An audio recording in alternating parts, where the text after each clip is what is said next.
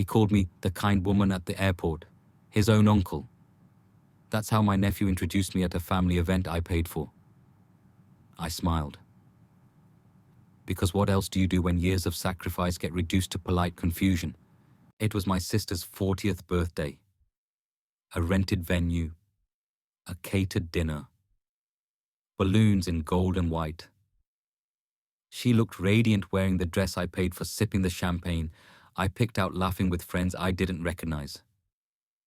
I sat in the far corner, next to a half-drunk cousin and a chair that never got filled. Her youngest, 7 years old, shy and missing a front tooth, walked up to me with a piece of cake in hand. I knelt to his level, smiling. "Do you know who I am?" I asked. He looked up at me confused, then turned to his mom. "She's just some lady, right? Some lady." My sister smiled, awkward, almost amused. "Oh, that's my sister. Auntie, remember," she said in that light tone people use when they don't want to admit they've erased you. But kids don't lie. They absorb truth through silence. That was the moment I knew. I'd been funding a memory that didn't include me. I used to think being there was enough. That sending money, bailing her out when the fridge broke, or wiring cash at 2 a.m. when she texted emergency was love. And maybe it was for a time. I'd drive hours to her house every holiday, set up the tree, cook the turkey, buy gifts for the kids with labels that read "from Santa" but came out of my paycheck. She'd be on the couch scrolling, sipping wine, telling me how I make this place feel like home again. And I believed her. Back then it felt good to give. Like I had value. Like I was needed. But lately, things felt off. The calls came only when something was broken. The thank yous were texts often misspelled. The invites, none unless I offered to foot the bill. One time I didn't show up to Easter. I said I was busy. Her only response: "Okay, so, can you still Venmo for the egg hunt stuffer?" That should have been the red flag. But it wasn't. It wasn't until that party, when her son looked at me like a stranger, that the equation finally clicked. I didn't confront her that night. No shouting match. No drama. Just stillness. I stayed till the candles burned out, helped stack dishes, slipped the caterer a tip. When she hugged me goodbye, her perfume stuck to my coat. Driving home, I didn't cry. I played a podcast, ate a cold fry from the passenger seat. But in my chest, something quiet had snapped. It wasn't just that I'd been forgotten. It was that I'd never really been remembered. She had erased me slowly, politely, like crossing out pencil, with an eraser, one soft stroke at a time. And I had let her. Back home, I pulled out an old shoebox.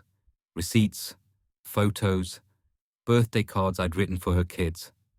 One said, "To my brave little firefighter." Another, "To my sunshine love auntie." I held them like they might mean something. But they were just ink on paper. The truth felt colder than I expected. It wasn't betrayal, it was deletion. The next day she called. "Hey, did you forget to send the check for the school fundraiser?" I paused. "I didn't forget," I said. Just that. And silence. She waited, then chuckled. Half confused, half awkward. "Okay. Is everything all right?" "Sure," I said. "Everything's fine." Then I hung up, not out of anger, out of clarity. That was the moment I realized something had to change. Not with her, with me. And for the first time in years, I didn't rush to fix things. I sat back, and I let the silence do the work. The next week passed in a strange quiet. No calls, no texts. The kind of silence that feels deliberate, like someone waiting to see if you'll bend first. I didn't, and that's when the message came. She didn't ask how I was. She didn't mention the party. She just sent a Venmo request for $850. Caption: "School trip for the boys. You said you'd help." I hadn't. At least, not this time. I stared at the screen for a long time. Not angry, not even hurt. Just Numb. Like someone reading an old story where they already know the ending. It hit me then how deep it ran, how automatic her asking had become, how automatic my giving had been. I'd been a line item in her life budget. Not a sister, not family, just a silent donor. And I had trained her to see me that way. When I didn't respond, she called. I noticed you didn't send the money, she said, her voice tinged with confusion, like I'd forgotten to return a borrowed sweater. I told her calmly, I'm not doing that anymore. A pause. Then she laughed like it was a joke I'd tell and take back in a second. Wait, what do you mean? I mean, I'm not paying for things anymore. Not school trips, not birthday cakes, not the bills. I'm done. Silence on the other end. Then sharper now. You always said you wanted to help. I did, I said. But I never said I wanted to disappear while doing it. That was the first time she raised her voice. She said I was overreacting. That I was making her look bad. That I was embarrassing her in front of her kids and her friends. But all I'd done was stop giving. And in that sudden vacuum, she realized how much she'd built on me. 2 days later, my mother called. Her voice low, disapproving. Your sister's going through a tough time, she said. Why are you pulling away now? I didn't bother explaining, because they didn't want an explanation. They wanted the version of me that was predictable, the one who never said no. But something had shifted. I started replaying moments I used to shrug off. Little things like the time she told a family friend I didn't have a real job because I worked remotely, or when she left me off the family holiday card. There wasn't room, she said, even though the dog had made the cut. Or when her kids didn't recognize me and she didn't even flinch. These weren't accidents. They were patterns, a long, slow erasure. And I had smiled through every step of it. That week, I pulled my bank statements. Years of wires, transfers, purchases, thousands of dollars. I made a spreadsheet. Each row had a date, a reason, and a small note like emergency vet bill, rent, shortfall, boys' soccer gear. The total stunned me.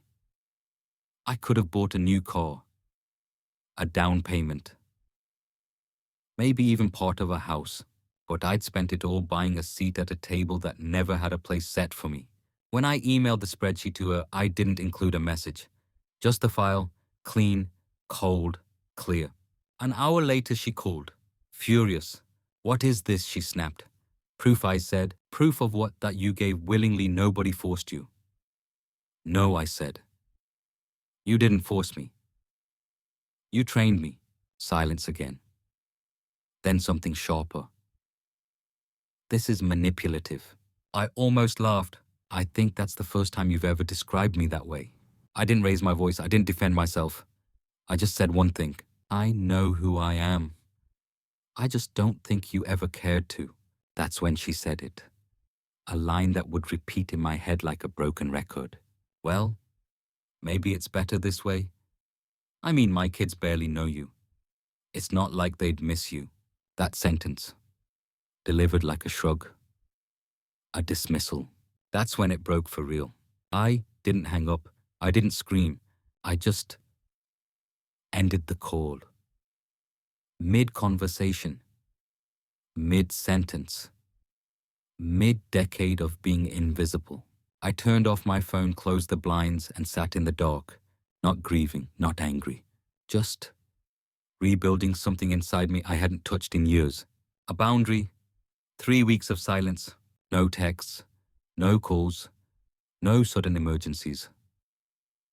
It was strange at first, like stepping off a treadmill that had been running for years without pause.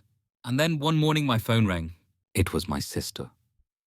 3 missed calls, a voicemail. Hey, I know things have been weird, but we could really use your help. It's about the house. There's a plumbing issue and we just don't have the savings right now. I didn't answer. A few hours later, another message. I know you're upset, but the boys need somewhere to live. Please don't punish them for this.